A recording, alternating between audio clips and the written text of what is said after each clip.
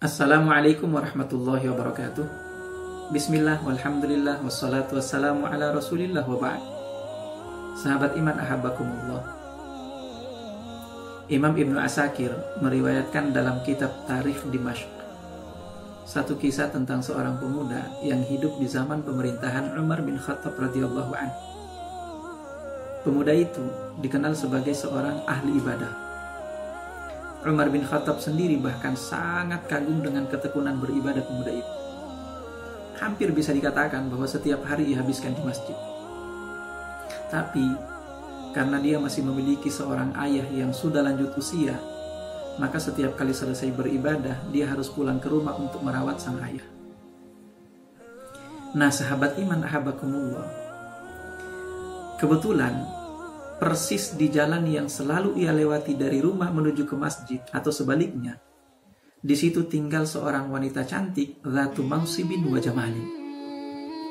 Dan ternyata sahabat iman ahabbakumullah, inilah tantangan berat bagi pemuda ahli ibadah itu. Apa yang terjadi? Setiap kali pemuda itu lewat, setiap itu pula wanita itu menggoda laki-laki ini, menggoda pemuda ahli ibadah itu dengan berbagai macam cara untuk melakukan perbuatan keji, zina. Pada awalnya, karena pemuda itu adalah seorang ahli ibadah, orang yang bertakwa, imannya kuat, maka dia tidak tergoda sama sekali. Istilah kita, anjing menggonggong kafilah berlalu, begitu kira-kira, tidak tergoda sama sekali. Tapi permasalahannya, ternyata wanita itu terlalu cantik. Di samping dia terlalu cantik, ternyata dia juga adalah sosok seorang wanita yang tidak gampang untuk menyerah. Segala cara dia lakukan, segala upaya dia tempuh untuk menaklukkan pemuda ahli ibadah itu. Akhirnya, tibalah suatu waktu ketika benteng pertahanan pemuda itu akhirnya runtuh juga. Maka pada suatu hari, dalam perjalanannya dari rumah menuju ke masjid seperti biasanya, dia digoda oleh wanita itu. Saat dia digoda oleh wanita itu seperti biasa, akhirnya pemuda itu memutuskan untuk mampir. Masuklah dia ke rumah, lalu masuk ke dalam kamar.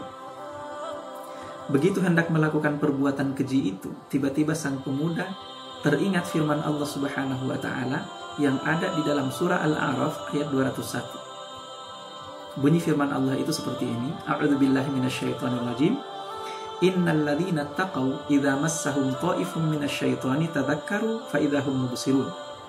Kata Allah di sana, innal ladzina taqaw, sesungguhnya orang-orang yang bertakwa itu, idza massahum ta'ifun minasyaitani, apabila mereka digoda oleh syaitan untuk melakukan satu dosa, tadzakkaru, mereka segera mengingat Allah. Fa idzahum mubsirun, maka dengan cahaya basirah mereka sanggup melihat dosa-dosa yang telah mereka lakukan. Sahabat iman ahabbakumullah, begitu selesai membaca firman Allah ini, saat itu juga pemuda itu tiba-tiba pingsan. Akhirnya apa yang dilakukan oleh sang wanita?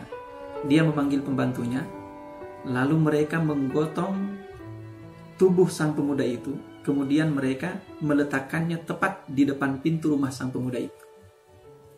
Singkat cerita, ketika siuman, ayahnya bertanya, "Mabika ya bunayya?" Apa sebenarnya yang sudah terjadi padamu, wahai putraku? Akhirnya pemuda itu menceritakan apa yang ia alami dari awal sampai akhir. Ayahnya kembali bertanya, "Wa ayu ayatin qara'ta ya bunayya?" Dan ayat apa yang kamu baca itu, wahai putraku? Akhirnya sang pemuda kembali membaca firman Allah yang tadi ia ingat, Innal ladzina taqaw idza massahum ta'ifun minasyaitani tadzakkaru fa idzahum mubsirun. Begitu selesai membaca firman Allah ini untuk yang kedua kalinya, kembali pemuda itu jatuh terkulai. Dan ternyata saat itulah pemuda itu menghembuskan nafasnya yang terakhir. Singkat cerita, akhirnya oleh keluarganya ia dikuburkan. Besoknya, Umar bin Khattab sebagai khalifah pada saat itu datang untuk melakukan takziah ke rumah pemuda itu. Oleh ayahnya, diceritakanlah kepada Umar bin Khattab apa yang sebenarnya terjadi pada putra mereka. Selesai diceritakan tentang kisah pemuda itu, Umar bin Khattab meminta izin untuk datang ke kuburan pemuda itu. Dihantarkanlah ke sana oleh keluarganya. Tiba di kuburan, Umar bin Khattab setelah mengucapkan salam, lantas Umar bin Khattab mengucapkan kalimat berikut. Ia mengutip firman Allah Subhanahu wa taala dalam surah Ar-Rahman. Beliau mengatakan, "Ya fata, wahai pemuda, waliman khafa maqama rabbih jannatan." Sesungguhnya bagi orang-orang yang takut terhadap adab dari Tuhannya, jannatan, ia akan memperoleh 2 surga. Begitu selesai mengucapkan kalimat ini, tiba-tiba terdengar suara dari dalam liang lahat. Kalimat Umar bin Khattab itu dijawab langsung oleh sang pemuda dari dalam liang lahat. Apa kata pemuda itu? "Ya Umar, wahai Umar, qad a'tanihi ma rabbi azza wa jalla fil jannati marratain." Wahai Umar, apa yang Allah janjikan itu Allah telah penuhi, Allah telah berikan kepadaku di sini, kata sang pemuda itu dari dalam liang lahat. Sahabat iman ahabbakumullah, saya yakin bahwa menurut kita pemuda ini sama sekali belum melakukan dosa apapun.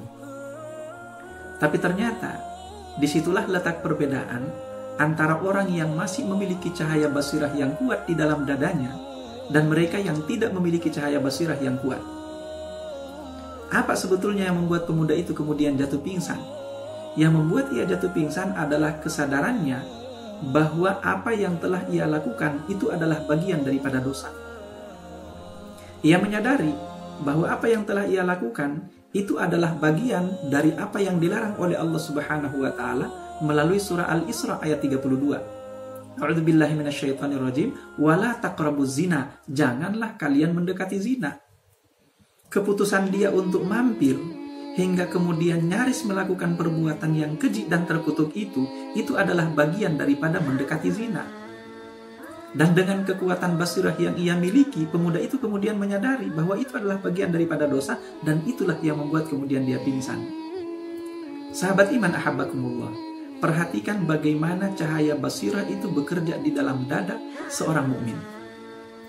Maka oleh sebab itu, dari sini kita dapat menyimpulkan bahwa manfaat basirah yang ketiga adalah dengan kekuatan cahaya basirah, Anda sanggup mendeteksi dan menyadari dosa apa yang telah Anda lakukan, meskipun dosa itu adalah bagian daripada dosa kecil.